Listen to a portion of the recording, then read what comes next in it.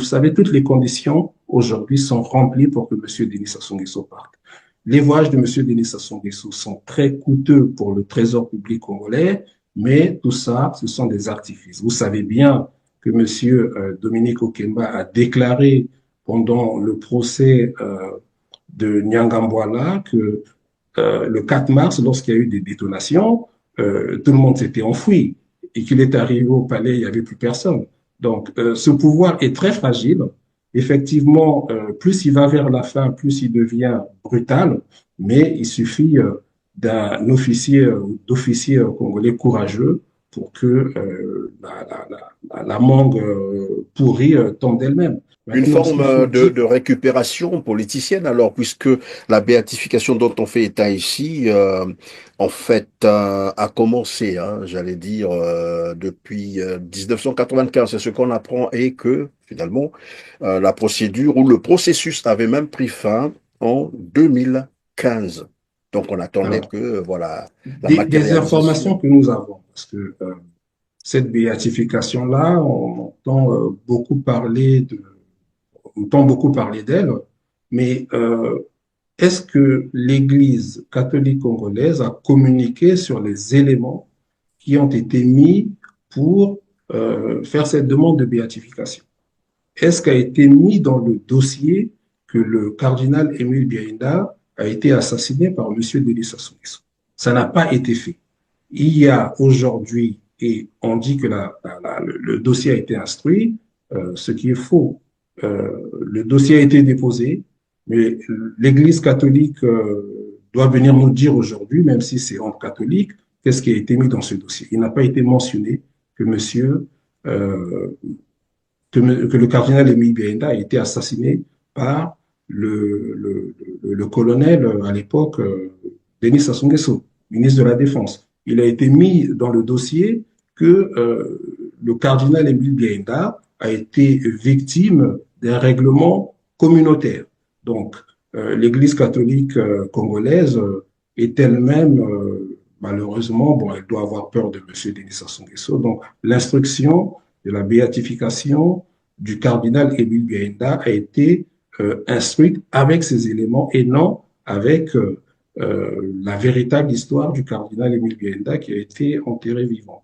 Donc ça, c'est une chose. Ensuite, le pape reçoit tous les dirigeants. Maintenant, en ce qui concerne Notre-Dame de Paris, où on a vu M. Denis Sassou Nguesso au premier rang, franchement, je ne suis pas, moi, quelqu'un qui va s'émouvoir de, de, de voir M. Denis Sassou Nguesso au premier rang. Vous savez, le président Bachar el-Assad a été reçu à Paris lors des festivités du 14 juillet sous le président Nicolas Sarkozy.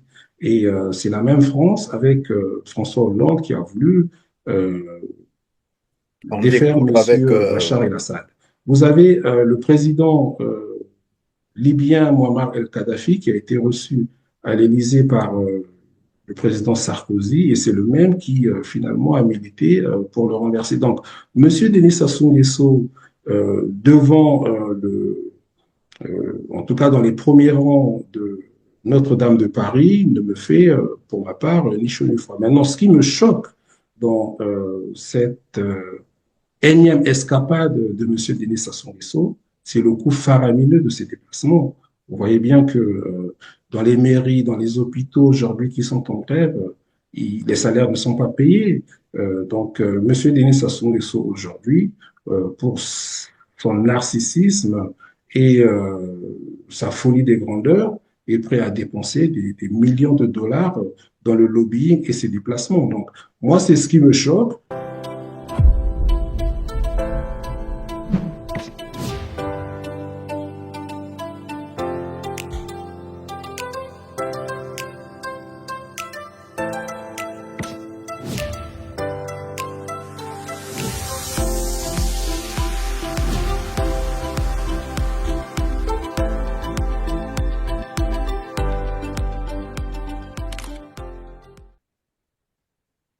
C'est toujours un plaisir de vous compter parmi nous, mesdames, messieurs. Bonjour et merci d'avoir encore choisi R7. Aujourd'hui, nous allons évoquer la chute du tyran Bachar al-Assad, cet homme qui a régné de main de fer 50 ans durant sur la Syrie.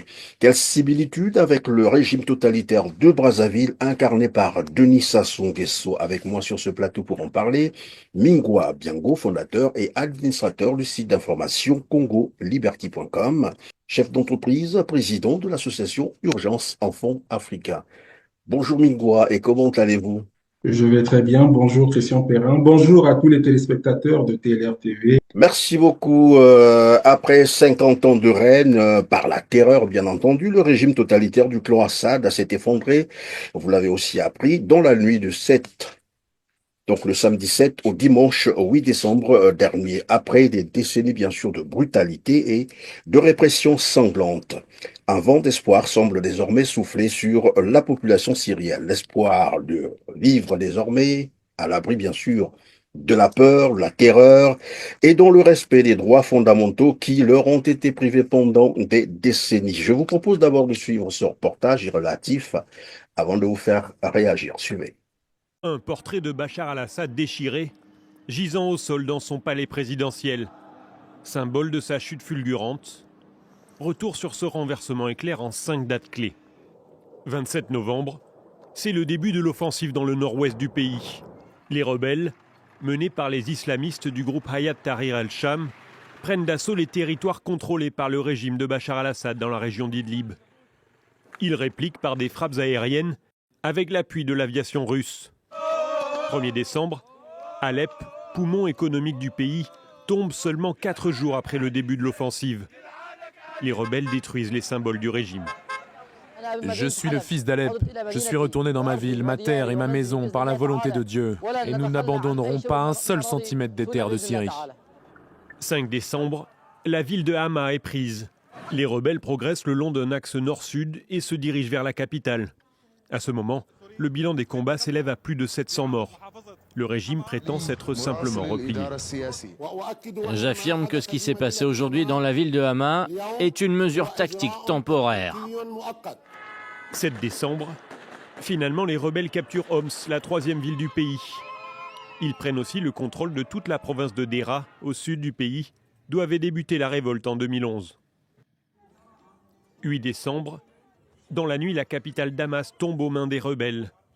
Ils prennent la prison de Sednaya, symbole des exactions du régime, puis font chuter le Premier ministre qui cède le pouvoir. À la télévision publique, un groupe d'hommes revendique la victoire. Avec l'aide de Dieu, la ville de Damas a été libérée, le régime du tyran Bachar al-Assad a été renversé et tous les prisonniers des prisons du régime ont été libérés. En seulement 12 jours, les rebelles ont mis fin au régime al-Assad qui aura tenu le pays d'une main de fer pendant plus de 50 ans. Alors, Mingwa Biango, quel commentaire vous inspire finalement la chute de Bachar al-Assad, l'homme qui a pratiquement résisté pendant longtemps depuis le début de cette révolution qui finalement a eu raison sur lui? Écoutez, merci encore de m'avoir invité. Ce que nous inspire la chute du dictateur syrien Bachar el-Assad, c'est qu'elle est aussi brutale que la chute de toutes les dictatures, qu'une dictature n'est pas éternelle et que qu'en luttant, qu'un peuple qui lutte contre une dictature finit toujours par triompher. Alors, ça nous rappelle également qu'au Congo, il y a une dictature et pour cela, nous allons essayer de commenter avec vous les différentes facettes et la similitude entre ces dictatures-là. Donc, ça nous évoque, en tout cas, ça nous rappelle la dictature congolaise, qui est aussi féroce que celle de Bachar el-Assad. Et surtout, euh, on a aussi vu que ces dictatures sont soutenues par des puissances étrangères, en particulier celle de M. Bachar el-Assad, c'était la Russie. Et à côté, vous avez des rebelles qui ont été soutenus par, en particulier la Turquie, mais par les États-Unis également. Donc, on voit bien que ces pays-là sont des pays où des forces étrangères soutiennent ou maintiennent des dictatures. Alors, aussitôt tombées, les enquêtes ont été finalement ouvertes contre les auteurs présumés des crimes contre l'humanité ou des crimes de toute nature pendant évidemment le règne d'Assad, de Bachar al-Assad. Alors, quelle leçon peut-on finalement tirer de cela? Quel message envoie-t-on par là pour dire que finalement les crimes évidemment sont imprescriptibles et on se posera quand même la question de savoir pourquoi est-ce que d'une chute à une autre, les dictateurs n'ont jamais tiré de leçon. Mais c'est pour ça qu'on doit tirer les enseignements. Comme vous le dites, les dictateurs ne tirent jamais les enseignements de leurs prédécesseurs qui ont été chassés du pouvoir. Bon, il faut aussi dire qu'en Afrique, on sort des années 90 où il y a eu un multipartisme, il y a quand même des pays qui ont avancé. Donc il y a des pays, des leaders politiques africains qui ont quand même tiré les leçons, c'est-à-dire qu'ils sont arrivés à la fin de leur mandat électif et qui sont partis. On le voit aujourd'hui avec l'actualité de l'élection présidentielle au Ghana. On peut également parler du Botswana. Mais c'est vrai qu'il y a entre autres des pays où des présidents arrivés démocratiquement au pouvoir à l'issue de leur mandat, c'est l'histoire des fameux troisième mandats ou plus qui ont plongé leur pays dans des situations politiques assez tendues. Donc on peut dire qu'il y a quand même une prise de conscience, mais aujourd'hui, on va se focaliser sur les présidents ou les dictateurs qui ne tirent pas les leçons de ce qui se passe. Donc, en ce qui concerne Bachar el-Assad, on peut dire que c'est une situation assez, on va dire, dramatique pour le peuple syrien qui entre dans une période d'incertitude, même si l'actuel homme fort de Damas, qu'on qualifie d'ancien djihadiste, est aux affaires, mais ça reste quand même une situation assez préoccupante. On craint en tout cas que la Syrie se dirige vers une situation similaire à celle de la Libye. Maintenant, on peut également dire que les dictateurs africains n'ont pas suffisamment pris, en tout cas tiré les enseignements de cette situation. En particulier, on va revenir sur le Congo-Brazzaville pour parler de M. Denis Sassou Nguesso, qui a été pardonné après la conférence nationale, donc suite à son règne et suite aux assassinats de 1977.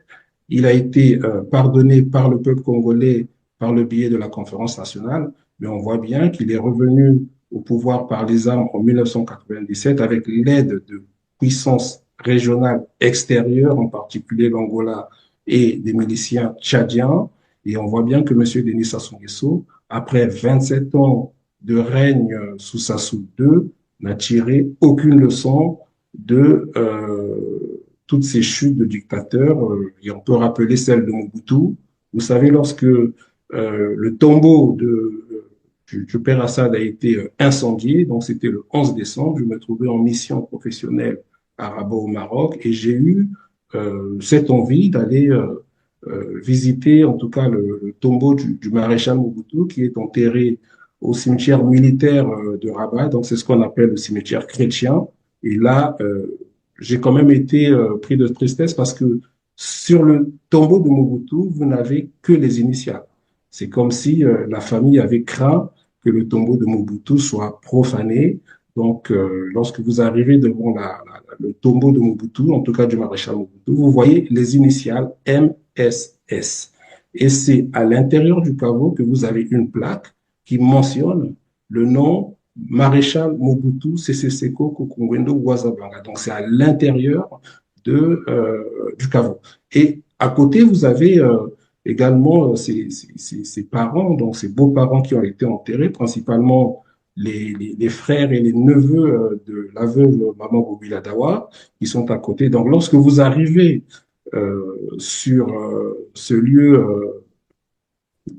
sur ce cimetière-là, en tout cas dans ce cimetière, pardon, vous êtes quand même quelque part pris de tristesse parce que M. Mobutu, nous pensons très sincèrement en tant qu'Africains, sa place n'est pas du tout à Rabat au Maroc où il est enterré depuis une trentaine d'années. Mais qu'à cela ne tienne, c'est un peu la conséquence également de sa gouvernance qui a été très tyrannique, qui a été une gouvernance qui a ruiné la République démocratique du Congo ex-Zaïre. Donc, il faut que les dirigeants actuels du Congo qui ont pris le Congo en otage tirent les leçons de ce que nous avons vu en Syrie. En tout cas, pour ma part, ça reste des images en tant qu'humaniste dramatiques de voir incendier le tombeau du père de Bachar el-Assad, donc Hafez el-Assad. Ce sont des images que nous ne voulons pas voir demain au Congo-Brazzaville et nous appelons en particulier la famille de M. Denis Sassou Nguesso et ceux qui sont aujourd'hui au pouvoir de se ressaisir parce que demain, il est probable que les images que nous avons vues en Syrie, principalement sur les incendies des symboles du pouvoir, peuvent malheureusement se produire également dans les cimetières de la famille qui règne aujourd'hui au Congo, ce que nous ne souhaitons pas. Donc, il faut que les Congolais se ressaisissent, en particulier ceux qui sont au pouvoir, euh, qu'on organise une transition démocratique au Congo-Brazzaville. Et pour notre part, nous le rappelons, si aujourd'hui il y a une personne qui peut faire l'unanimité et qu'on doit accompagner pour une transition démocratique au Congo, c'est bien le général Jean-Marie Michel Ngoko qui croupit en prison depuis bientôt 8 ans. Alors, évidemment, on va y revenir tout à l'heure. Vous disiez, dans votre développement, vous avez parlé des leçons ou des enseignements que les dictateurs n'ont jamais tirés, mais dans le cas, par exemple, de Denis Sassou Nguesso, c'est bien bizarre de constater que après sa chute, c'est une chute, hein, c'était une forme de chute en 1992, il est revenu par les armes, tout le monde le sait, mais depuis là, il fait apparemment pire. Et là, on comprend très bien que Denis Sassou Nguesso n'avait jamais tiré des leçons sur son passé et croit devenir désormais un dieu à qui tout est permis. Je vais donc proposer à nos téléspectateurs le reportage. Ici, il s'agit bien sûr de la tombe du père de Bachar al-Assad qui a été brûlée et on revient sur le plateau. Suivez.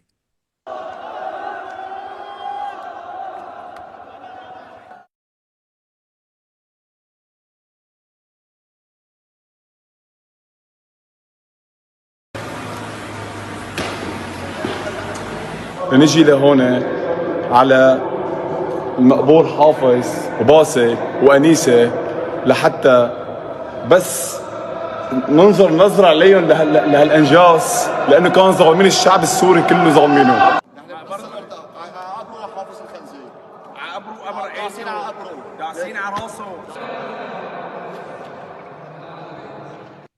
Alors, Bingwa Biango, la tombe du père de Bachar al-Assad brûlée, c'est quoi le symbole et pourquoi pensez-vous Écoutez, que les Syriens sont arrivés jusqu'à ce niveau? écoutez, moi en tant qu'humaniste, ce sont des images que je trouve insoutenables, euh, que je n'aimerais pas voir demain au Congo-Brazzaville. Donc ça, c'est une chose. Après, il faut comprendre les populations qui, depuis 50 ans sous la dynastie Assad, les populations ont été paupérisées, ont été torturées, ont été marginalisées. Et donc là, vous avez la réaction. Bon, c'est vrai que là, c'était des combattants issus du groupe HTS qui a remporté la bataille de Damas, on peut l'appeler comme ça, même s'il n'y a vraiment pas eu d'affrontement. Mais on peut quelque part comprendre cette situation. Et pour l'éviter, si M. Assad avait eu l'intelligence de rassembler autour de lui, malgré les oppositions, toutes les parties prenantes de la crise syrienne, je pense que cette situation ne serait pas arrivée. Mais en tout cas, on comprend que des populations ou des militants qui renversent un pouvoir se comportent de la sorte. Et nous savons aujourd'hui que le pouvoir de M. Denis Sassou Nguesso, malgré les artifices, est pratiquement à sa fin. Pratiquement à sa fin, pas parce qu'il y a une rébellion, mais parce que le pays est en quasi faillite financière. Donc, le véritable opposant de M. Denis Sassou Nguesso aujourd'hui, c'est la crise financière, mais c'est également cette jeunesse paupérisée qui n'a pas de travail, qui est marginalisée et qui, du jour au lendemain, peut se rebeller, en tout cas renverser le pouvoir suite à une manifestation populaire. Donc, M. Denis Sassou Nguesso aujourd'hui ne prendra pas les mesures nécessaires parce il est allé trop loin. La nature du pouvoir de M. Denis Sassou Nguesso ne peut pas se pérenniser sans la corruption, sans le crime, sans le pillage. Les tenants de ce pouvoir, depuis bientôt une trentaine d'années, sont habitués à ce type de dispositif de corruption.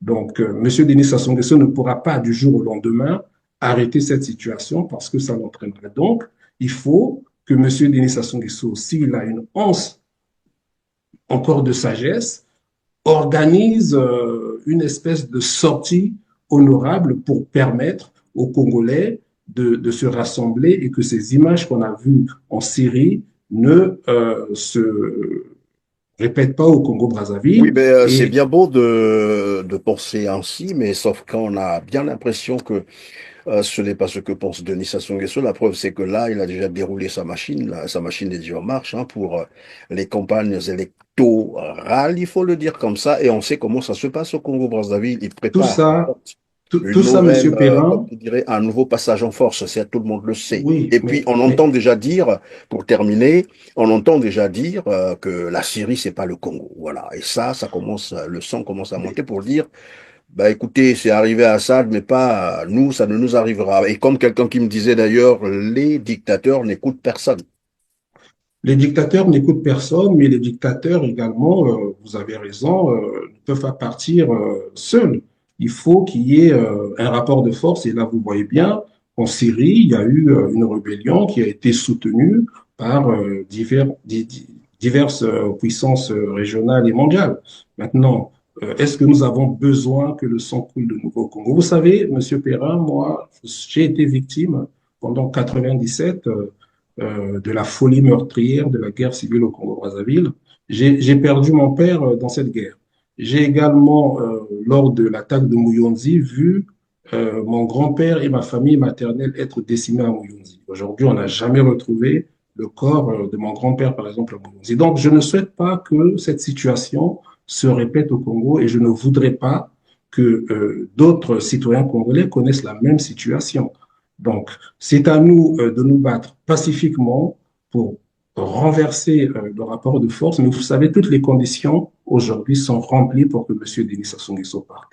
Les voyages de M. Denis Sassou Nguesso sont très coûteux pour le trésor public congolais, mais tout ça, ce sont des artifices. Vous savez bien que M. Dominique Okemba a déclaré pendant le procès de Nyangambwala que le 4 mars, lorsqu'il y a eu des détonations, tout le monde s'était enfoui et qu'il est arrivé au palais, il n'y avait plus personne. Donc, ce pouvoir est très fragile. Effectivement, plus il va vers la fin, plus il devient brutal, mais il suffit d'un officier, d'officier congolais courageux pour que la mangue pourrie tombe d'elle-même. Oui, mais Donc, dans le même temps, vous dites il faut continuer à lutter pacifiquement, mais on a vu en Syrie, par exemple, ceux qui ont pris le pouvoir ont commencé à se battre depuis des années pacifiquement. Ça n'a pas marché. Ils étaient obligés de passer à la force et finalement pour mettre hors état de nuire ce tyran, Bachar al-Assad. Au Congo, pareil, on va remonter le temps. Denis Sassou Nguesso avait été mis à l'écart par le peuple congolais puisque c'était au cours d'une élection démocratique, transparente, j'allais dire juste et équitable. Il avait été mis à Monsieur côté, Christian il est Perrin, revenu par les armes. Et depuis là, Monsieur Denis Sassou Nguesso ne veut plus lâcher le pouvoir. Il évolue de coup d'État en coup d'État, capable de sortir les armes pour les retourner contre les Congolais. Et vous dites qu'il faut continuer à lutter alors, pacifiquement. moi, je crois à la lutte pacifique. Vous avez aujourd'hui, j'ai pas envie de les charger. Monsieur Pascal Issouba a été chassé du pouvoir par les armes, comme vous le dites. Il y a quand même beaucoup d'officiers qui sont sortis de ce pays. Aujourd'hui, qu'ont-ils fait? Moi, je suis un civil, je ne peux pas aujourd'hui appeler à une rébellion armée parce que je sais qu'au Congo-Brazzaville, il y a eu des exemples de changement de pouvoir sans effusion de sang. On va parler de 1979. Monsieur Denis Sassou Nguesso a renversé le général président Yombi Opango sans un tir de canon. Il a été renversé. Vous avez la conférence nationale où il n'y a pas eu d'effusion de sang. Donc, moi, je suis plutôt sur cette alternative-là que sur une alternative armée où les Congolais vont de nouveau souffrir. Après, ceux qui prônent ce type de, de lutte armée, mais qui le fassent, mais sauf qu'ils n'auront pas notre soutien. Ceux qui auront notre soutien, c'est ceux qui feront une révolution de palais. Ceux Non, qui mais feront une révolution de palais, non, tant que le peuple je le disais, si ce souffre. n'est pas les armes, pas forcément les armes, mais pas forcément aussi pacifiquement. Il y a aussi la désobéissance civile. Et voilà pourquoi j'étais en train de rappeler, parce que Denis Sassou Nguesso a un problème. Plus la population congolaise lutte pacifiquement, lui, il utilise des armes. Et ça, les exemples, il y en a. On a vu. Ah, mais Alors, je suis d'accord avec vous. Ce que je suis tout simplement, en tout cas ce que j'essaie de dire, c'est que on le voit à travers le monde. Les révolutions que nous voyons à la télévision sont souvent des révolutions bien préparées.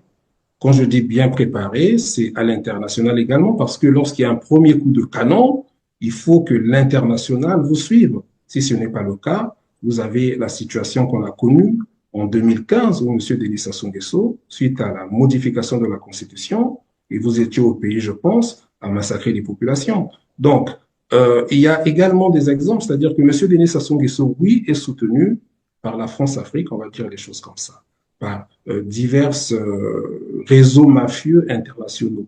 Mais on voit bien également, vous avez le cas de la Syrie, où les Russes n'ont pas suivi Bachar el-Assad. Donc, il y a un travail qui a été fait. Et vous croyez un seul instant que les rebelles contacts de djihadistes sont entrés comme une lettre à la poste à travers tout le pays, en tout cas à Damas, en une semaine, sans qu'il y ait eu des négociations avant, sans qu'on ait lâché Bachar el-Assad. Ils ont, je pense, fait cette offensive parce qu'ils savaient qu'en face, il n'y avait plus d'opposition. Donc, c'est à nous de travailler pour que M. Denis Sassou Nguesso s'en aille et c'est possible. M. Denis Sassou Nguesso a un peu plus de 80 ans. Il est à la fin. Nous appelons les Congolais à la retenue et au ressaisissement et nous appelons demain les Congolais à ne pas brûler les infrastructures ou bâtiments publics lorsque M. Denis Sassou Nguesso tombera. Mais M. Christian Perrin, on va rappeler quelque part un peu l'historique du maréchal Mobutu. Vous savez que le maréchal Mobutu a été un allié des Américains en Afrique centrale pendant la guerre froide. Et vous savez bien que M.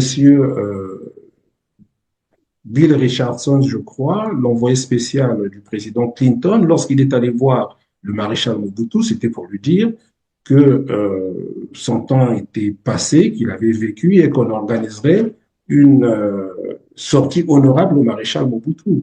Donc, les alliances entre des dictateurs et des forces ou puissances étrangères ne sont pas éternelles.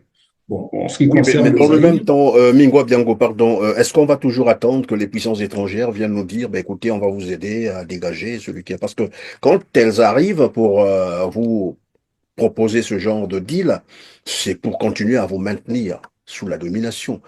Et moi, ici, je parle d'une libération d'un peuple qui se libère. C'est ça aussi, le droit à l'autodétermination. Les peuples doivent se libérer par je, eux-mêmes. je suis d'accord avec vous, Monsieur Christian Perrin, mais bon, c'est peut-être pas le lieu de discuter, si vous voulez, de la souveraineté des États qui, en réalité, n'existe pas dans l'absolu. Il n'y a que les Africains pour croire que la souveraineté est absolue. Non, ça n'existe pas. Quand vous voyez aujourd'hui les pays occidentaux, en particulier, euh, vous avez ce qu'on appelle l'OTAN. La France, aujourd'hui, a une souveraineté limitée parce qu'elle reste quand même sur le parapluie américain. On peut également prendre le cas aujourd'hui des pays du Sahel. Vous voyez bien que elles militent, en tout cas de ce qu'on nous dit, pour leur souveraineté par rapport à la France. Mais qui vous avez comme allié de ces pouvoirs? Vous avez bien les Russes. Donc les Russes ne vont pas venir sur parce que les Nigériens ou les Maliens sont les plus beaux. Ils viendront pour imposer également leur doctrine. Il faut savoir que la Russie, par exemple, a été quand même une puissance impériale à travers le monde. La Russie, c'est bien le créateur de l'Union soviétique. Donc, on est obligé, un pays est obligé lorsqu'il est faible d'avoir un par un. Vous avez le Japon, vous avez la Corée du Sud qui sont sous le parapluie américain. Donc demain, les Africains sont obligés d'avoir un parapluie. Alors ce parapluie, est-ce Oui, que c'est évidemment, celui des là, ça Russes? rentre dans le Est-ce que cadre c'est celui des Américains?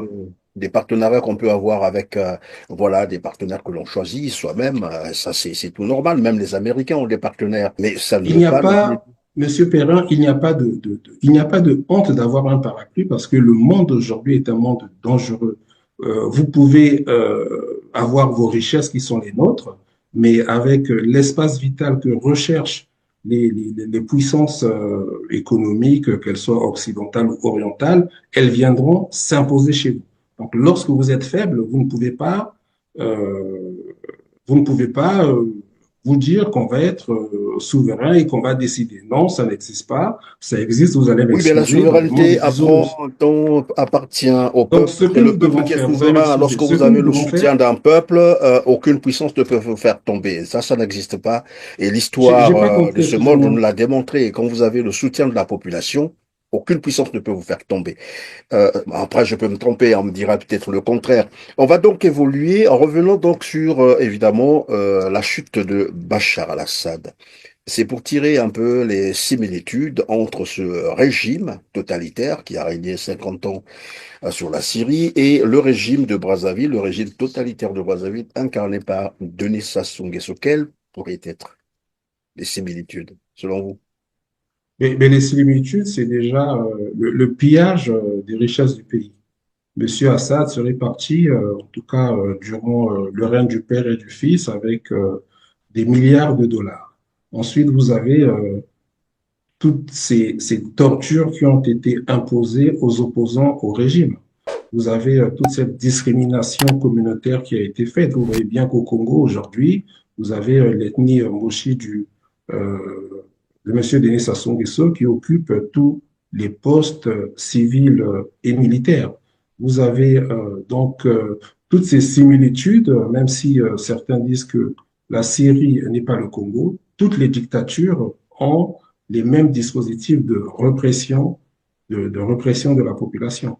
Maintenant, il faut que les Congolais se rendent compte que M. Denis Sassou Nguesso ne partira pas seul. Il faut qu'on se mobilise, il faut que toutes les forces vives du pays se mobilisent pour ensuite organiser une transition pacifique au Congo-Brazzaville. Alors, puisque nous parlons du Congo-Brazzaville, la violation évidemment des droits humains, une des caractéristiques, hein, il faut le dire comme ça, des régimes totalitaires, connaît aujourd'hui une augmentation vertigineuse au Congo-Brazzaville de 400% selon le Centre d'action pour le développement, le CAD, que je vous propose d'ailleurs de suivre un reportage sur le rapport que ce centre a rendu public. Suivez. Le CAD, Centre d'action pour le développement, documente les violations des droits humains en République du Congo depuis 2021. Et dans son rapport annuel de plus de 200 pages, l'ONG évoque pour 2024 un recul inouï des droits civils et politiques dans le pays. Les conclusions sont terribles, mais cette fois-ci, le pays a passé un cap supplémentaire. Pourquoi nous le disons? Parce que nous avons documenté en cette année 2024 8216 violations des droits humains. Alors qu'en 2023, nous étions à 2092. C'est une augmentation très importante et cela nous inquiète. Une augmentation de près de 400% par rapport à l'année dernière. Les chiffres proviennent d'études de terrain dans 17 localités congolaises seulement. Selon le CAD, les arrestations arbitraires ont augmenté de 711% entre 2023 et 2024. Les détentions arbitraires de 670%. Les disparitions forcées de 200%. Les cas de torture et de mauvais traitements de 1253%, précisément. Espoir Nungu est décédé des suites de coups et blessures volontaires, selon le rapport d'autopsie. Cet étudiant de 27 ans vivait ici avec sa famille à Djiri, dans le 9e arrondissement de Brazzaville. Le 21 octobre, il est arrêté par la police. Sa mère fait le tour de la ville, pour finalement récupérer le corps de son fils mort. Je l'ai cherché dans plusieurs commissariats sans le trouver. Au bout du 11e jour, on m'a appelé pour me dire qu'il avait fait une crise au commissariat de Kibeliba et que je devais venir le chercher.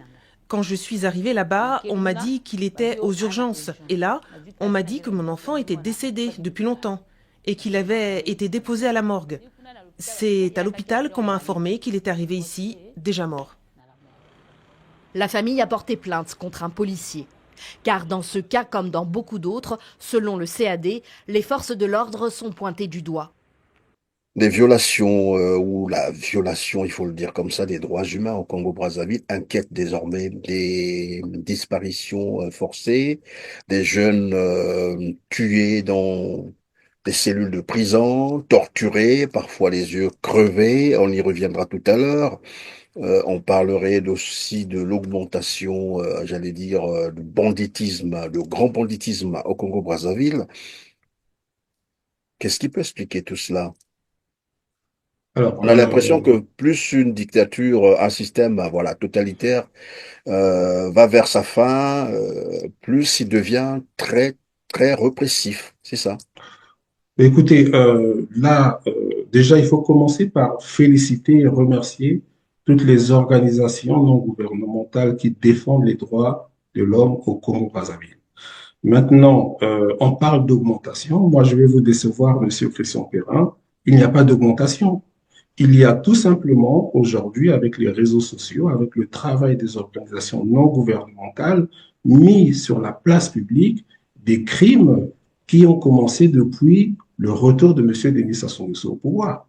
Vous avez eu les disparus du Beach. Ou combien aujourd'hui, on pourra y revenir sur l'affaire Roberto Lissassi, combien de Congolais sont des Roberto Lissassi? Monsieur Roberto Lissassi a eu le courage de porter plainte contre le commandant de police qui l'a torturé et éborgné. Aujourd'hui, monsieur Lissassi est pratiquement aveugle, mais je peux vous dire qu'il y a plusieurs Roberto Lissassi au Congo-Brazzaville. Et c'est donc là l'occasion pour dire aux Congolais qui n'ont peut-être pas aujourd'hui les moyens et le courage de porter plainte contre des auxiliaires de police, contre des auxiliaires de justice, des juges, des policiers, qu'ils doivent documenter tous ces éléments. Et une fois documentés tous ces éléments, le jour où le Congo redeviendra un pays démocratique, il y aura une instruction sur tous ces dossiers. Donc, cher peuple congolais, que vous ayez peur, on le comprend, le Congo n'est pas un pays de droit. Documentez toutes les violations des droits de l'homme, les disparitions que vous avez connues, que vous connaissez, ou qui ont eu lieu dans vos familles, pour que demain, justice vous soit rendue. Après, M. Perrin, en ce qui concerne les droits de l'homme au Congo-Brazzaville, ce ne sont pas seulement les tortures. Les droits de l'homme, c'est aussi ne sont pas respectés lorsqu'on ne paye pas les pensions des fonctionnaires. Aujourd'hui, les droits de l'homme, c'est aussi le droit à la santé. Et vous savez bien qu'aujourd'hui, les Congolais ne sont pas soignés correctement, qu'il y a aujourd'hui, malheureusement, les soins de santé sont devenus un bien commercial comme tous les autres. Malheureusement, les médecins ne sont pas payés. Les médecins, comme toutes les corporations du pays, que vous allez dans les mairies ou autres, chacun essaie de survivre.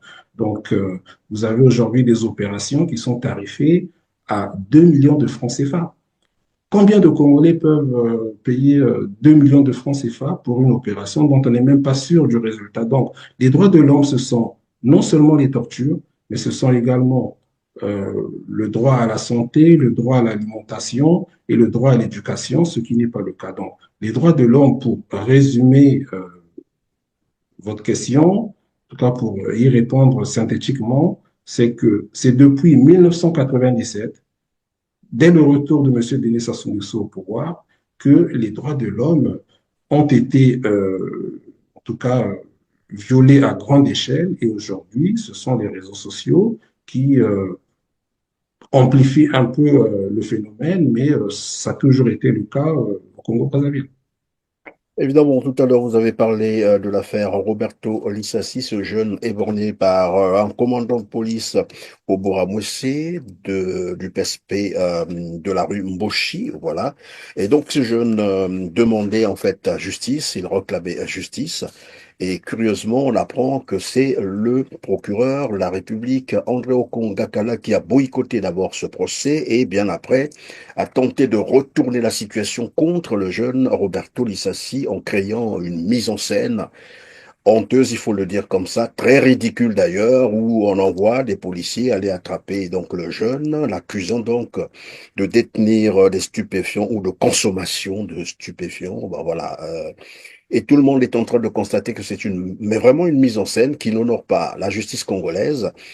Et très curieusement, c'est un peu ce rapprochement-là. Et ici, on parlait donc de la violation des droits humains. Alors, dans le cas d'espèce, et nous avons dit qu'il y a aussi des disparitions forcées. Ce jeune est borné, tout le monde a vu. L'auteur, donc le commandant de police, a reconnu devant la justice les faits. Torture, on a subi les lots. Et comme il a quasiment aveu, la Pokotanga te. La Pokosala ici, c'est nos côtés. Donc la commune a défendu la moto. Pour le sala pour il faut monter. Pour le sala pour il faut monter. Capitaine, et Moutingana, ils sont avec que deux ans, ma relation malam, tu vois que ma relation malam, il m'a benga na yaka na bureau na. Comme ma journée à ça, le bali qui va au Boumanga. Donc ma sala qui flore la bango na journée, ma boxi projet la bango, ma toboninga miss, ma kile tangi, ma tinga na beji, le tongote, boutou, ma ko soir à l'hôpital, pe le na tongo ba kimi na bango. Ba pienga pendaku. Capitaine Avaï Nanga atana ko funda partout, solution ko dramatique. Donc général Jean-François Ndenga Azali et l'autre côté ko lekana. Na niveau à parquet, procureur de la République a procureur na bango. Et l'autre ko sala maître. Desi le droit garde nanda ka procureur donc l'autre ça matin. Ngwana na seka na tata mukunza école. Il a zo bâtir mboka oyo na la paix, na justice. Na zana confiance que ce ka yo kimbela nanga. Na lingi kaka bakambo mibali. Justice ça la mao ba torture nga tout ba répondre à justice pe ba évacuer nga pona ba sauver miso etika nga ka moko yo ce qui dépasse mingi. Merci. Et très curieusement, le procès est boycotté par un procureur de la République. Quel procureur de la République? Vous me parlez de monsieur Okongakala. Okongakala. Moi, personnellement, ça ne me surprend pas. Le Congo n'est pas un état de droit. Monsieur Okongakala, on le voit sur tous les théâtres judiciaires. On l'avait vu malheureusement également lorsqu'on a assassiné la fille du défunt président Massamba Diba. Il n'y a jamais d'enquête avec monsieur Okongakala, mais ce que les Congolais doivent savoir, c'est qu'ils ne doivent rien attendre du système judiciaire congolais. Il faut que le Congo retrouve sa pleine souveraineté démocratique pour que demain les Congolais aspirent à une justice juste. Hein, excusez-moi de cette petite tautologie. Donc, tant que M. Denis Sassou Nguesso sera aux affaires, vous aurez une justice aux ordres. Et on a également vu une vidéo de la maman de Roberto Lissassi appeler M. Denis Sassou Nguesso et Mme Antoinette Sassou Nguesso à la rescousse pour qu'elles interviennent. Donc, vous voyez bien, et je comprends la maman, mais M. Denis Sassou Nguesso est responsable de cette situation. On demande à M. Denis Sassou Nguesso, oui, il pourra peut-être intervenir, mais c'est M. Denis Sassou Nguesso qui est responsable de cette situation. Donc, tant qu'il sera là, vous aurez des cas comme celui de Roberto Lissassi, et comme je vous l'ai dit précédemment, il y a plusieurs Roberto Lissassi, des centaines de Roberto Lissassi au Congo-Brazzaville. Et tant que M. Denis Sassou Nguesso sera là, personne n'est à l'abri.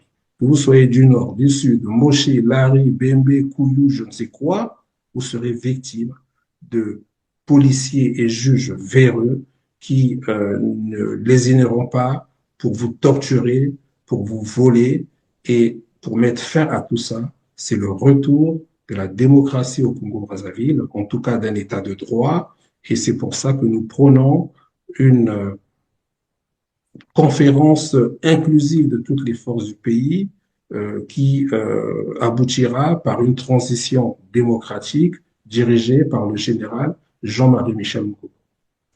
Alors ici, je reviens donc sur cette affaire. On constate bien, et je l'ai dit tout à l'heure, c'est une mise en scène de André Oko Ngakala, le procureur de la République, qui instrumentalise la justice. Et là, ça commence à craindre parce que finalement, comme vous l'avez dit, la justice, bon, tant que Denis Sassou Nguesso... Mais vous savez, sans vous contredire, enfin, Oui. je ne vous contredis pas, mais on parle d'instrumentalisation. Vous avez une instrumentalisation, puisque M. Denis Sassou Nguesso était au Vatican, il a parlé, il aurait parlé avec le pape de la... il aurait plaidé pour la béatification du cardinal Émile Biaïnda, mais vous voyez bien que en 77, c'est les Bakongo qui ont tué Marien Ngouabi. Vous voyez bien qu'il y a encore, comme l'a dit M. Denis Sassou Nguesso, la 404 du capitaine Kikadidi qui aurait assassiné le président Marien Ngouabi. Donc, la manipulation, la fraude a toujours été un élément capital dans la gouvernance. Le monde opératoire de Denis Sassou Nguesso, en fait, ça n'a pas changé. Mais ça n'a pas changé. Donc là, M. Oko Ngakala, effectivement, a manipulé ou instrumentalisé une affaire, mais il s'inspire de ce que leur maître a pensé, M. Denis Sassou Nguesso a toujours fait. Malheureusement, il y a des victimes. Donc, vous allez m'excuser, on en rigole un peu, mais comme je disais, il faut que les Congolais qui sont victimes de toutes, ce ne sont pas des erreurs judiciaires, mais de toutes ces tragédies judiciaires documentent tous ces faits pour que demain, justice leur soit rendue. Donc, M. Oko Ngakala, aujourd'hui, n'est qu'au service d'un système, et comme je vous le disais, le pouvoir de M. Denis Sassou Nguesso ne tient que grâce à ce système de corruption, de crime. Il ne peut pas tenir s'il met en place une justice pour tous, en tout cas une justice impartiale, parce que cette justice impartiale finira par attraper les membres de sa famille, lui-même et tous les tenants de ce pouvoir dictatorial au Congo-Brazzaville. Alors, Mingwa Biango, probablement qu'on va vers la fin de cette émission. Vous avez évoqué tout à l'heure la présence, évidemment, la visite officielle de Denis Sassou Nguesso au Vatican. Il s'est retrouvé également à la réouverture de Notre-Dame de Paris. Qu'est-ce que cela vous a fait, vous, Congolais? Mais en tant que Congolais, on a appris, en tout cas par la presse de M. Denis Sassou Nguesso, qu'il aurait plaidé auprès du pape de la béatification du cardinal Émile Biaïnda. Bon, on pense que c'est faux, que M. Denis Sassou Nguesso a peur de subir la béatification du cardinal Émile Biaïnda qu'il a fait assassiner. C'est ça la réalité, il faut le dire. Donc, M. Denis Sassou Nguesso, par anticipation, veut faire croire que si demain il y a béatification, qu'il serait également l'un de ces artisans de cet épilogue. Une forme de récupération politicienne, alors, puisque la béatification dont on fait état ici, en fait, a commencé, hein, j'allais dire, depuis 1995. C'est ce qu'on apprend, et que, finalement, la procédure ou le processus avait même pris fin en 2015. Donc, on attendait que, voilà, des informations que nous avons, parce que cette béatification-là, on entend beaucoup parler d'elle, mais est-ce que l'Église catholique congolaise a communiqué sur les éléments qui ont été mis pour faire cette demande de béatification? Est-ce qu'a été mis dans le dossier que le cardinal Émile Biaïnda a été assassiné par M. Denis Sassou Nguesso? Ça n'a pas été fait. Il y a aujourd'hui, et on dit que le dossier a été instruit, ce qui est faux. Le dossier a été déposé, mais l'Église catholique doit venir nous dire aujourd'hui, même si c'est entre catholiques, qu'est-ce qui a été mis dans ce dossier. Il n'a pas été mentionné que que le cardinal Émile Biaïnda a été assassiné par le colonel à l'époque, Denis Sassou Nguesso, ministre de la Défense. Il a été mis dans le dossier que le cardinal Émile Biaïnda a été victime d'un règlement communautaire. Donc, l'Église catholique congolaise est elle-même, malheureusement, bon, elle doit avoir peur de M. Denis Sassou Nguesso. Donc, l'instruction de la béatification du cardinal Émile Biaïda a été instruite avec ces éléments et non avec la véritable histoire du cardinal Émile Biaïda qui a été enterré vivant. Donc ça, c'est une chose. Ensuite, le pape reçoit tous les dirigeants. Maintenant, en ce qui concerne Notre-Dame de Paris, où on a vu M. Denis Sassou Nguesso au premier rang, franchement, je ne suis pas, moi, quelqu'un qui va s'émouvoir de voir M. Denis Sassou Nguesso au premier rang. Vous savez, le président Bachar el-Assad a été reçu à Paris lors des festivités du 14 juillet sous le président Nicolas Sarkozy. Et c'est la même France avec François Hollande qui a voulu défaire M. Bachar el-Assad. Vous avez le président libyen Muammar el-Kadhafi qui a été reçu à l'Élysée par le président Sarkozy, et c'est le même qui finalement a milité pour le renverser. Donc, M. Denis Sassou Nguesso, devant en tout cas dans les premiers rangs de Notre-Dame de Paris, ne me fait, pour ma part, ni chaud ni froid. Maintenant, ce qui me choque dans cette énième escapade de M. Denis Sassou Nguesso, c'est le coût faramineux de ces déplacements. Vous voyez bien que dans les mairies, dans les hôpitaux aujourd'hui qui sont en grève, les salaires ne sont pas payés. Donc, M. Denis Sassou Nguesso aujourd'hui, pour son narcissisme et sa folie des grandeurs, est prêt à dépenser des millions de dollars dans le lobbying et ses déplacements. Donc, moi, c'est ce qui me choque, mais sinon, ce n'est pas parce que M. Denis Sassou Nguesso a voulu faire un selfie avec le président Trump que tout cela va m'impressionner. Le jour où les Congolais seront déterminés, auront bien fait du lobbying, c'est la même France qui est consciente que si aujourd'hui il y a un sentiment anti-français en Afrique et principalement au Congo-Brazzaville, c'est à cause de la gouvernance de M. Denis Sassou Nguesso qui a été ramené au pouvoir par M. Jacques Chirac. Donc, lorsque nous serons prêts, M. Christian Perrin, et nous y travaillons, M. Denis Sassou Nguesso, qui soit reçu à la Maison-Blanche par M. Trump ou par le président Emmanuel Macron ou par Giorgia Meloni de l'Italie, il finira par partir. Pour les puissances étrangères, il n'y a pas d'amitié, il n'y a que des intérêts. Donc, à nous de travailler pour que ces multinationales ou ces puissances étrangères comprennent que M. Denis Sassou Nguesso n'est pas le seul qui peut garantir leurs intérêts. Mais quand on parle d'intérêts, pas de contrat léonin, mais de contrat gagnant-gagnant. Et aujourd'hui, nous militons pour ce type de partenariat pour le Congo-Brazzaville.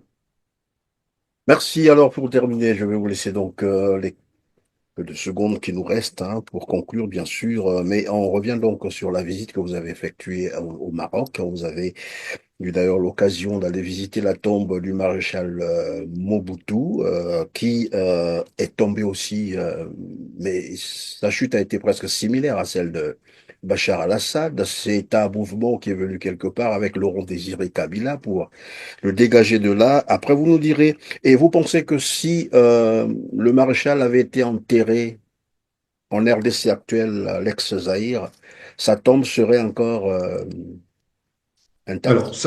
Alors, non, sa tombe aurait été profanée, peut-être brûlée, parce que vous avez donc son fils, Nzanga Mobutu, qui a fait une interview où on lui a posé la question de savoir s'il fallait que la dépouille mortelle de son papa rentre au Zaïre, en tout cas dans l'actuel RDC. Il a dit que ce n'était pas le moment.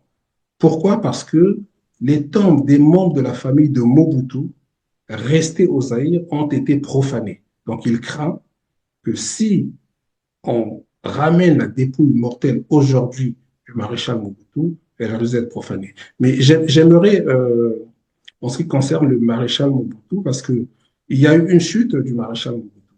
Le maréchal Mobutu a géré, en tout cas sa gouvernance a été une gouvernance également tyrannique. On était dans la guerre froide. Mais ce qu'il faut comprendre sur l'affaire Mobutu, c'est que, bien que malade, Mobutu a été renversé par les Américains qui ont soutenu la rébellion de, de Oui, vous Joseph l'avez dit, Kabila, qui n'en était pas une en Laurent fait. Désiré Kabila, vous l'avez dit qu'il y a toujours les puissances Oui, derrière, mais généralement. là où je veux en venir pour faire un tout petit peu d'histoire, là où je veux en venir, c'est que on parle de la rébellion de Joseph Désiré Kabila qui n'en était pas une. C'était les forces rwandaises du FPR de euh, Paul Kagame qui étaient derrière. Et pourquoi les Américains ont renversé le maréchal Mobutu? Ce qu'il faut savoir, c'est que les Occidentaux, en particulier les Américains, avaient la carte géologique de la RDC. Donc, lorsqu'il y a eu cette rébellion, les Américains avaient anticipé le pillage des richesses de la RDC au Kivu par le biais de M. Paul Kagame. Donc, on présente souvent les choses sur des facettes un peu simplistes, sur les Hutus, les Houthis, Joseph Désiré Kabila. Mais in fine, aujourd'hui, on comprend bien que M.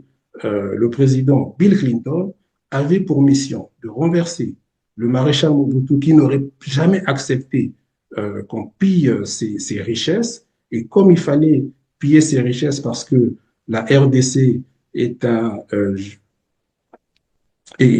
si vous voulez, est remplie de gisements de minéraux Un rares, réservoir, voilà. un réservoir mondial de minerais, de minerais rares. Et donc, il y a eu cette anticipation.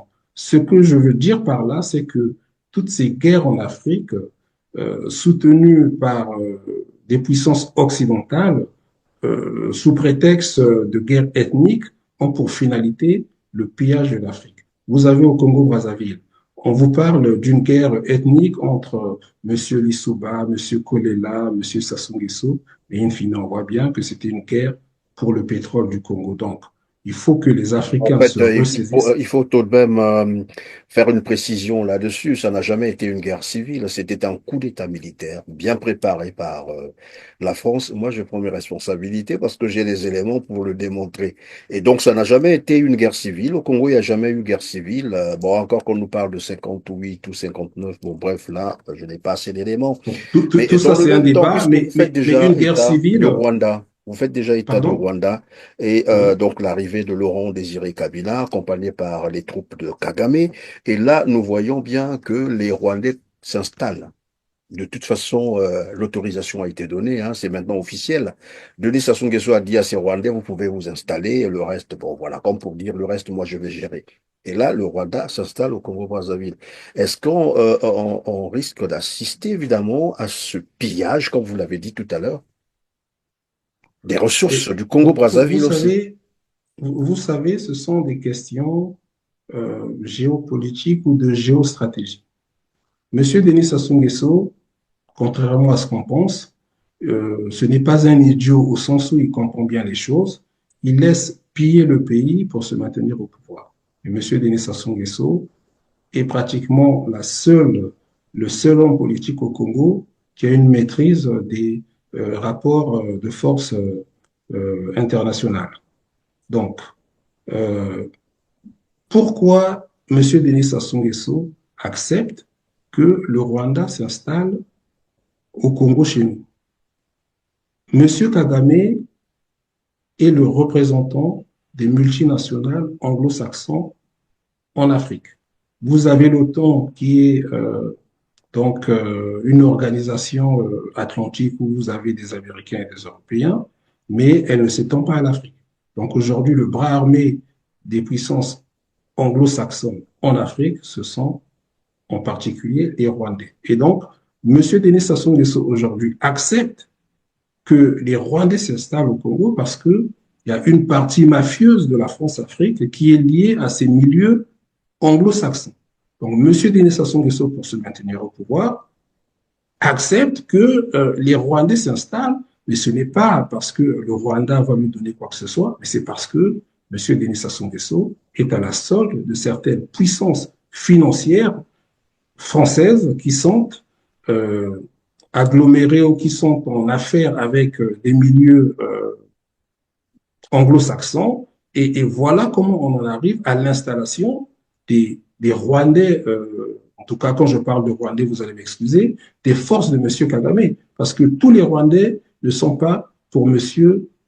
Paul Kagame, qui est minoritaire dans son pays. Donc il faut qu'on fasse bien attention. Le peuple rwandais ne soutient pas dans sa majorité M. Paul Kagame. Donc lorsque nous parlons des Rwandais, il faut comprendre par là que nous parlons de M. Paul Kagame et de son pouvoir. Et M. Kagame est installé au Congo pour encercler la RDC sur laquelle il va bientôt jeter son dévolu. Donc voilà la réalité. Donc M. Denis Sassou Nguesso, parce que il est faible auprès de ceux qui le maintiennent au pouvoir, accepte toute cette situation, mais malheureusement, cette situation risque demain de nous entraîner dans des situations compliquées, parce que si vous avez une enclave rwandaise au Congo-Brazzaville et que demain, les Congolais veulent y faire partir, du moment où M. Kagame est un pion des puissances occidentales, vous allez avoir les puissances occidentales qui vont vous dire de ne pas toucher à ces Rwandais, de M. Paul Kagame, qui seront installés au Congo-Brazzaville. Donc, voilà la situation dramatique que nous pouvons vivre demain, et c'est pour ça que les Congolais doivent se mobiliser pour que ces forces rwandaises à la solde de M. Paul Kagame ne s'installent pas au Congo. Il faut que les Congolais comprennent que M. Paul Kagame ne représente pas dans son entièreté le peuple rwandais. Le peuple rwandais, vous avez des milliers de Rwandais qui vivent en exil en RDC et même au Congo-Brazzaville, y compris en Europe. Donc, gardons-nous de qualifier tous les Rwandais d'impérialistes, et cela risque demain de se retourner contre nous, parce qu'il y a bien des Rwandais qui veulent le départ de M. Paul Kagame. Merci Mingwa Biango d'avoir été avec nous. Je rappelle que vous êtes un fondateur et administrateur du site information congo-liberty.com, chef d'entreprise, président de l'association Urgence Enfants Africains. Grand merci d'avoir disposé tout ce temps. Merci Monsieur Christian Perrin. En tout cas, je vous souhaite de très bonnes fêtes de fin d'année, puisqu'on y arrive. Il n'est pas certain qu'on refasse une émission, même si pourquoi pas. Vous êtes à la disposition. On a encore beaucoup de temps, c'est encore loin, hein, c'est quand même 2 semaines. C'est quand même 2 semaines, à moins qu'il y ait l'événement que nous attendons tous.